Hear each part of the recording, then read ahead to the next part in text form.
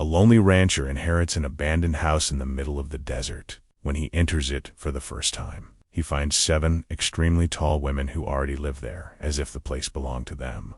That night, as he pretends to sleep, the women approach him and one of them whispers, "Can you survive all 7 of us?" The man doesn't know if the phrase is a deadly threat, a mysterious tribal ritual, or a proposal of forbidden desire. The suspense grows. Will he be hunted, tested, or desired? The desert sun beat down mercilessly on John Dusty Miller's weathered face as he guided his horse toward the inheritance that would either save him or finish what grief had started. 3 days of hard riding through unforgiving terrain had brought him to this moment. The ranch house rose from the desert floor like a mirage, its adobe walls baked the color of old blood by decades of southwestern sun. John had lost everything that mattered. His wife Sarah and their daughter Emma, taken by a fever 2 winters past, leaving him with nothing but memories that cut deeper than any. The failing cattle operation back in Colorado had been the final blow, forcing him to abandon the life he'd built and chase rumors of an inheritance from Uncle Jeremiah, a man he'd met exactly twice in his 38 years. The house looked abandoned from a distance, exactly what he'd expected from a hermit uncle who'd lived alone in the desert for 20 years. But as John's horse picked its way through scattered rocks and dying scrub brush, something felt wrong. The place was too clean, too maintained for a property that should have been empty for months. He dismounted slowly, his hand instinctively checking the colt at his hip. The silence was absolute, broken only by the whisper of wind through sage and the distant cry of a hawk circling overhead. Every instinct told him to remount and ride away, but he had nowhere else to go. The front door stood slightly ajar, creaking softly in the desert breeze. John pushed it open with the barrel of his rifle, expecting dust and decay. Instead, he found himself staring at 7 women who turned to look at him with the coordinated precision of a wolf pack. They were Apache, that much was immediately clear from their features and bearing, but these weren't ordinary women. Each stood taller than most men John had known, their frames built for warfare and survival in harsh frontier conditions. The shortest among them towered over 6 feet, her powerful shoulders and muscled arms speaking of a life spent in constant physical challenge, but it was the tallest who made John's breath catch in his throat. She stood nearly 7 feet in height, her frame so imposing that she seemed to fill the entire room despite its generous proportions. Her shoulders spanned wider than the doorway he'd just entered, and her dark eyes held an intelligence that was both captivating and dangerous. All 7 wore traditional Apache clothing mixed with practical frontier garments, their long black hair braided with silver and turquoise that caught the light streaming through windows. They moved with the fluid grace of trained warriors, each gesture economical and purposeful. The silence stretched between them like a drawn bowstring. John felt completely exposed, a small man facing forces he couldn't begin to understand. These women could crush him without effort, yet something in their collective gaze suggested they were evaluating rather than threatening. The tallest woman stepped forward, her movement causing the floorboards to creak under her substantial weight. When she spoke, her voice was deep and melodious, carrying an accent that made English sound like music. "You are John Miller, Jeremiah's nephew." It wasn't a question. Somehow they knew exactly who he was and why he'd come. John managed to nod, not trusting his voice to remain steady. "I am Ayana," she continued, gesturing to herself before indicating the others. "These are my sisters, Itzel, Koshina, Nayeli, Sitlalij, Xochitl, and Exkel." Each name rolled off her tongue like poetry, and each woman acknowledged her introduction with a slight nod. John found himself memorizing their faces, trying to match names to the imposing figures before him. "Your uncle spoke of you often," Ayana said, moving closer until John had to crane his neck to meet her eyes. "He said you would come when the time was right. He's been dead for 3 months, John managed to say. "Yes," Ayana replied simply. "We buried him ourselves." Apache tradition, as he requested. The implications hit John like a physical blow. These women had been living here, caring for his uncle, treating this place as their home. And now he'd arrived to claim an inheritance that was already occupied by 7 Apache warriors who could snap his neck without breaking stride. "This is my property now," John said, trying to inject authority into his voice. "I have the legal papers." Ayana smiled, an expression that was both beautiful and terrifying. "Legal papers mean little in the desert, John Miller, but we are not here to fight you for ownership." She gestured around the room. which John now noticed was immaculately maintained, furnished with a mixture of frontier practicality and Apache craftsmanship. "We are here because this place chose us, just as it chose your uncle, just as it has now chosen you." "I don't understand." "You will," said another voice. Itzel, the second tallest, stepped forward. She stood perhaps 6.5 feet, her frame slightly more slender than Ayanna's, but no less imposing. "Understanding comes with time and trust." The afternoon passed in a strange dance of coexistence. The women went about their routines as if John weren't there, tending a garden behind the house, preparing food, maintaining equipment with practiced efficiency. John found himself watching their movements, fascinated despite his confusion. They worked together with an almost supernatural coordination, anticipating each other's needs without words. When Kashina needed help moving a heavy water barrel, Nayeli was already there to assist. When Sitlali began preparing the evening meal, Xochitl appeared with fresh herbs from the garden. As the sun began to set, painting the desert in shades of gold and crimson, the women gathered around a fire pit in the main room. John sat awkwardly on the periphery, uncertain of his place in this strange household. "Your uncle told us about your losses," Ayanna said quietly, her voice carrying easily across the space between them. "The fever that took your family, the ranch that failed, the loneliness that follows you like a shadow." John's throat tightened. He hadn't spoken of Sarah and Emma to anyone in months, couldn't bear the sympathy in people's eyes or the empty platitudes about God's plan. "He said you were a good man broken by circumstances beyond your control," Itzel added. "A man who needed healing but didn't know how to ask for it." "What does any of that matter to you?" John asked, his voice rougher than he intended. The 7 women exchanged glances, some form of silent communication passing between them. Finally, Ayanna spoke. "Because healing is what we do, John Miller. It's why we're here, why your uncle brought us to this place, why you've arrived now when you need us most." The fire crackled between them, casting dancing shadows on the adobe walls. John felt something shifting inside his chest, a loosening of the tight knot of grief and anger he'd carried for so long. "I don't understand any of this," he admitted. "Sleep," Ayanna said, rising to her full imposing height. "Tomorrow, we begin your education." John retreated to the small bedroom that had apparently been prepared for him, his mind reeling with questions and possibilities. The bed was comfortable, the room clean and welcoming, but sleep eluded. Through the thin walls he could hear the women moving about the house, their voices low and musical as they spoke in Apache. He must have dozed eventually because he woke to the sensation of someone standing beside his bed. In the darkness he could make out a tall figure leaning over him, close enough that he could feel warm breath against his ear. "Can you survive all 7 of us?" The whisper was so soft he might have imagined it, but the words sent electricity through his entire body. John's eyes snapped fully open, but the figure was gone. Only the lingering scent of sage and something indefinably feminine remained. His heart pounded as he stared at the ceiling, trying to process what had just happened. Was it a threat? A challenge? Or something else entirely, something that made his blood run hot despite the cool desert night? The question echoed in his mind until dawn finally broke over the eastern mountains, bringing with it the promise of answers he wasn't sure he was ready to hear. Morning came with a sound of activity throughout the house. John emerged from his room to find the women already engaged in their daily routines, moving with the same coordinated efficiency he'd observed the day before.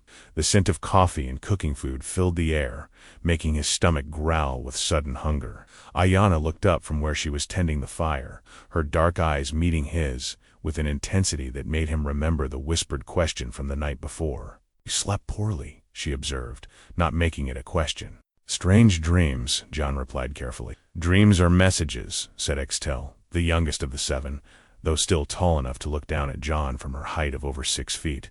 "The desert speaks to those who listen." John accepted a cup of coffee from Nayeli, noting how her massive hands made the ceramic mug look like a child's toy. Everything about these women was larger than life, from their physical presence to the way they seemed to command the very air around them. "What did my uncle tell you about me?" John asked, settling onto a wooden bench that creaked under even his modest weight. "That you were a man who had forgotten how to live," Sitlali answered, her voice carrying a musical quality that made even simple words sound like poetry. "That you needed to remember what it meant to feel alive." "And you think you can teach me that?" The 7 women exchanged those silent glances again, and John got the distinct impression they were having an entire conversation he couldn't hear. "We can try," Ayanna said finally, "but only if you're willing to let us." "What would that involve?" "Trust," Itzel said simply. "Complete trust." The word hung in the air between them like a challenge. John had trusted before, trusted in love and family and the future, only to have it all torn away. The idea of opening himself to that kind of vulnerability again terrified him more than facing down armed men. "I don't know if I can," he admitted. "Fear is natural," Cassina said, speaking for the first time since his arrival. Her voice was deeper than the others, carrying an authority that suggested she might be older, despite her youthful appearance. "But fear that controls you becomes a prison.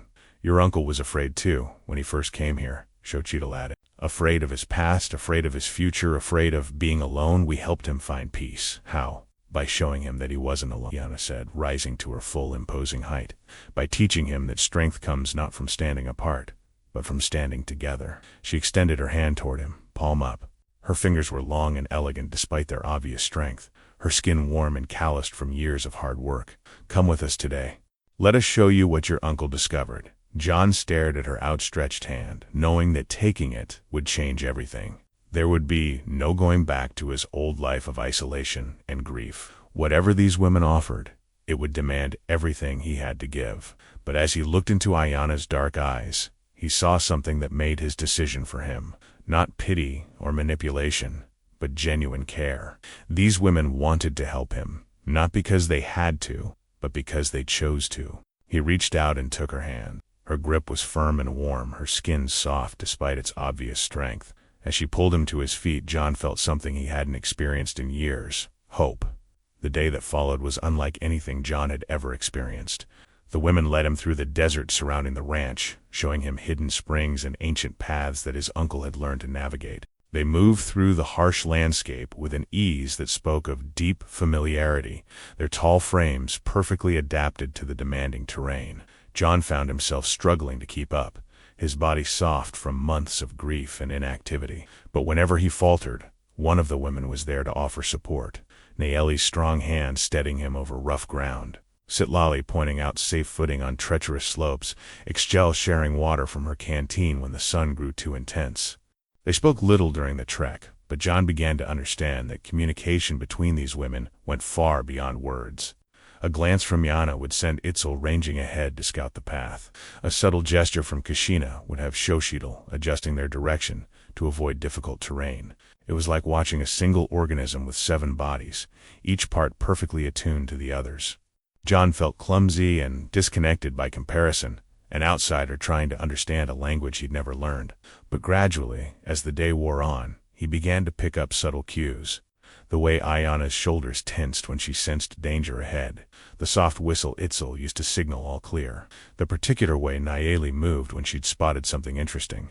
By the time they returned to the ranch as the sun was setting, John felt as though he'd been given a glimpse into an entirely different way of existing. These women didn't just live in the desert. They were part of it, connected to its rhythms and secrets in ways that went beyond mere survival. "You did well today," Ayana said as they gathered around the evening fire. "Better than your uncle did on his first journey with us." "I felt like I was stumbling around blind," John replied. "Blindness is temporary," Itzel said. "Learning to see takes time." "What exactly am I supposed to be learning to see?" The women exchanged those meaningful glances again, and John sensed he was approaching something important, some revelation that would explain their presence and their interest in him. "Yourself," Ayana said finally. "The man you could become, if you let go of the man you think you have to be." That night, John lay in his bed staring at the ceiling, his body aching from the day's exertions, but his mind more alert than it had been in months. The women's words echoed in his thoughts, mixing with memories of Sarah and Emma, with regrets about the life he'd lost and fears about the future he couldn't see. He must have dozed, because once again he woke to the sensation of a presence beside his bed. This time, he could make out more details in the darkness. The figure was tall and graceful, moving with the silent precision he'd come to associate with all 7 women. "Can you survive all 7 of us?" The whisper came again, but this time John was ready for it. "What does that mean?" he whispered back. But the figure was already gone, leaving only questions and the lingering scent of sage and desert flowers. The pattern continued for days. Each morning brought new lessons, new journeys into the desert, new insights into the way these remarkable women lived and thought. John found his body growing stronger, his senses sharper, his understanding deeper. He learned that Ayana was indeed the leader, but that her authority came from wisdom and consensus rather than dominance. Itzel was the strategist, always thinking several steps ahead. Kashina was the keeper of traditions, the one who remembered the old ways. Nayeli was the nurturer, the one who ensured everyone's needs were met. Sitalali was the artist, seeing beauty where others saw only harsh reality. Xochitl was the healer, understanding the medicinal properties of every plant in the desert. And Exchel was the dreamer, the one who looked toward the future with hope and vision. Each night brought the same whispered question, sometimes from one voice, sometimes from another. John began to understand that it wasn't a threat or even a challenge in the traditional sense. It was an invitation, a question about his willingness to open himself completely to whatever they offered. But what exactly were they offering? The question haunted him as he grew stronger and more confident in their presence. These women could have any man they wanted. Their beauty was matched only by their strength and intelligence. Why were they interested in a broken-down rancher with nothing to offer but grief and failure? The answer came on the seventh night, when John woke not to a whispered question, but to find all 7 women standing around his bed, their tall forms creating a circle of imposing presence in the darkness. "It's time," Ayana said softly. "Time for you to choose." John sat up slowly, his heart pounding. "Choose what?"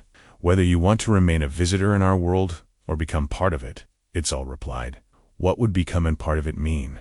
"Everything," Kashina said simply. "Complete surrender to what we offer. Complete trust in who we are. And what do you offer?" Ayana stepped closer, her massive frame somehow managing to be both intimidating and comforting. "Love, John Miller. Not the gentle, safe love you knew before, but something wilder and more demanding. Love that will challenge every assumption you have about yourself and what you're capable." "All 7 of you?"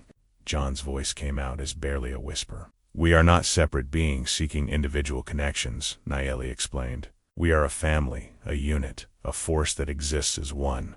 To love one of us is to love all of us. To be loved by one is to be loved by all." The concept was overwhelming, beyond anything John had ever imagined.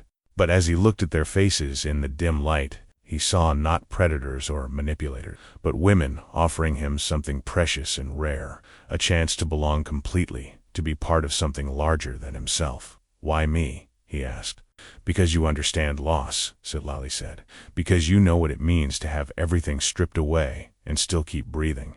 Because you have the capacity for the kind of love we need," Xochitl added, "deep and loyal and willing to sacrifice." "Because your uncle saw something in you that you haven't seen in yourself yet," Extel finished. John felt tears threatening, emotions he'd kept locked away for months, threatening to overwhelm him. "I don't know if I'm strong enough." "Strength isn't about what you can endure alone," Iana said, reaching out to cup his face in her large, warm hands. "It's about what you can become when you're not alone anymore." The ritual that followed was unlike anything John could have imagined. It wasn't violent or overwhelming, but rather a gradual awakening of senses and emotions he'd thought were dead forever. Each woman brought something different to the experience. Ayana's commanding presence that made him feel protected and cherished. Itzel's strategic mind that anticipated his every need. Kashina's deep wisdom that connected him to something ancient and powerful. Nayeli's nurturing touch healed wounds he didn't know he carried, while Sitlali's artistic soul showed him beauty in places he'd never thought to look. Xochitl's healing knowledge soothed not just his body, but his spirit, and Echel's dreams gave him hope for a future he'd never dared imagine. It was a night of surrender and discovery, of giving up control and finding strength he never knew he possessed.